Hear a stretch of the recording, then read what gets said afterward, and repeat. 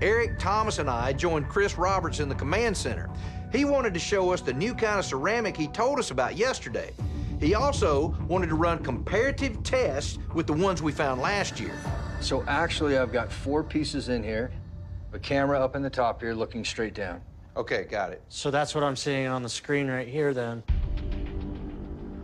So the 3 larger pieces that you can see, those are type A. The type A ceramic is the material that we examined at the university last year. Type A ceramic is what we found in borehole 2, is that Yes. right? Okay. Yes. And then what is that thing above it? So the one above it, I found after last year's investigation while I was doing winter work and resorting through the drilling spoils of borehole 2. And that came from 60 to 90 feet in. Okay, and so that's what you're calling type B? This is type B. Now, what's interesting about it is very similar in characteristic to type A, meaning it has a similar glaze to it. All right, so explain to me your experimental apparatus here. We're going to use a special kind of UV light called UV 365 to see how different or similar the 2 ceramics might be. I've got this in a photo box here, and I've got the UV 365 looking into the box, and I've got gloves on, and I've got safety glasses on that are safe for those rays.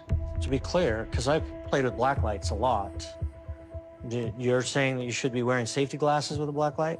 For this level, you should be. It's at the wavelength that it will cause severe sunburn, right? And so it would sunburn your eye, sunburn your skin, and it's the wavelength that likely is what causes skin cancer. So it's just a preventive thing. UV 365 is something you've probably seen on crime shows where they wave it around and reveal all the stuff you can't see with the naked eye.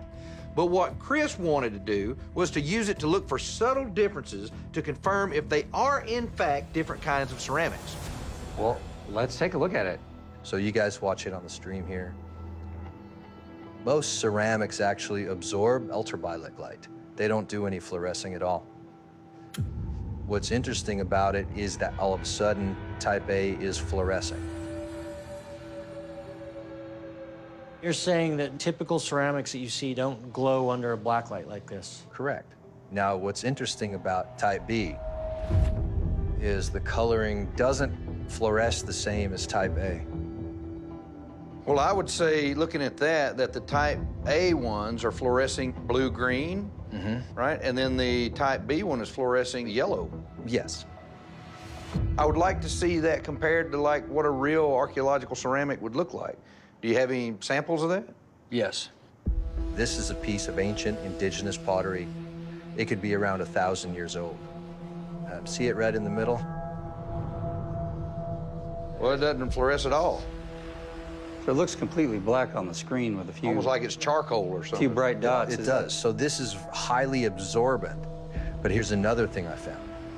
Under a microscope, I saw some buildup and erosion that happened on both the type A and the type B ceramics that would take a long, long time to occur inside the mesa. How much time? Is it tens of years or hundreds of years? If I were to guess, based on my experience, conservatively, it's in the thousands of years. Thousands. It's thousands of years old. And that's conservative. This material has got machined edges on it, which would usually mean it was made sometime in the last 50 to 75 years. Yeah. If what Chris says is correct, that suggests some really crazy possibilities for what's in the mesa. Maybe the ceramics are like the heat shield tiles on the space shuttle, but were part of some secret government program. Or another, even more insane idea is that there's some kind of alien technology that's been buried in the mesa for thousands of years. I really don't know what to think at this point. I think our next move is to send off some samples, and we need to get these tested. I know a lab in Colorado that can perform thermal luminescence testing. What do you mean by that? Well, that's where they will tell you how old it is, but it's a destructive process, meaning the type B sample could be totally destroyed. And we're fortunate that we have so many samples of the type A ceramic. I think it's enough for us to do some pretty aggressive testing. But I don't think we should send the type B in since we only have one piece.